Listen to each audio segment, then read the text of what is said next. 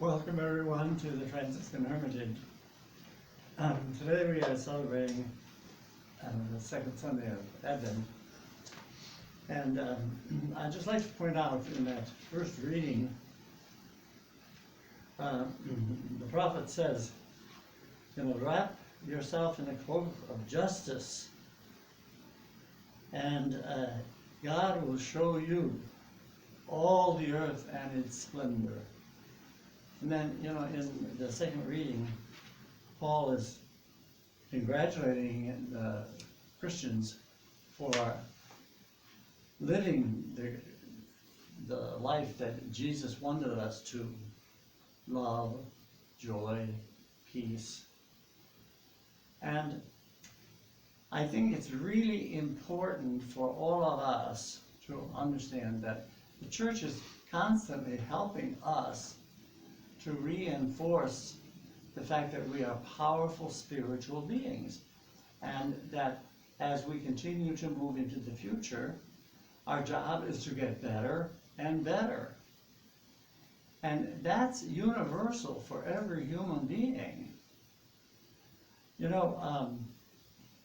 I was watching Channel 13 here in Indianapolis over the weekend, and there was a wonderful story there of an 80-year-old woman by the name of Kitty Smith, and she was a grandmother and a great-grandmother, and she sunk all of her money into buying this, what she called a dream home.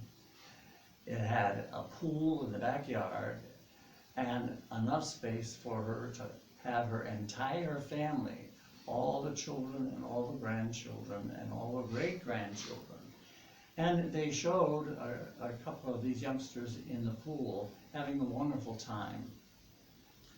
Well, one day, several months ago, she looked out her kitchen window and saw that the entire pool had imploded.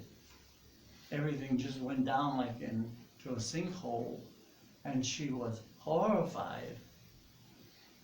Well, she called the insurance company, and they told her that even though she had been paying for 40 years into that homeowner's policy, which included the pool, they said it does not cover leaks. And so she was stranded with this big mess, which would cost at least $20,000 just to clean out the pool.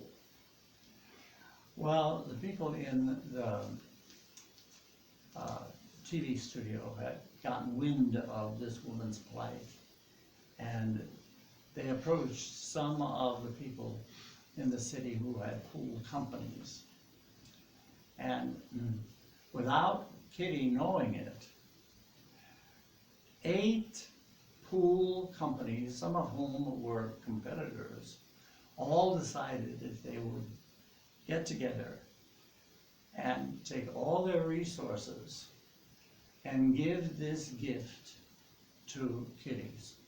So the day before Thanksgiving, they appeared at her front lawn, and when she opened the door and she saw all those trucks and all these people, she went into tears. And she went up to each one and hugged them. And then they took a group picture, and they promised her that by the end of March 22, her pool would be completely restored and it would not cost her a penny. Now, my dear friends, these stories simply reinforce the fact that the Holy Spirit is working through all of us. And there are so many of these wonderful stories that are now coming across, even on the public media. And all that says to me is that the Spirit is moving we're getting closer and closer to the ideal that Jesus had given to us. And at Christmas time, we're celebrating that getting better and better. So, the application here is for everyone, whether you're Catholic or not, whether you're in organized religion or not. The divine presence is within you, and you have the ability to project divine, cosmic, unconditional love into our world, the way these people did for Kitty. That's how our world is going to become a better world, leading us to world peace and helping us to understand that we are a human family in a global village. Now, as we approach Christmas, we're already in the Christmas season, and the lights are going up, and the music is starting to be heard on the radio and on the television.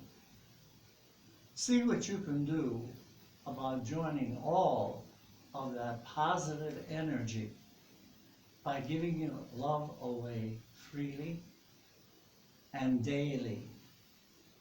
And remember, there are no limits in your system because you're a powerful spiritual being. Your love makes the difference. Make this a wonderful giving week. God bless you all.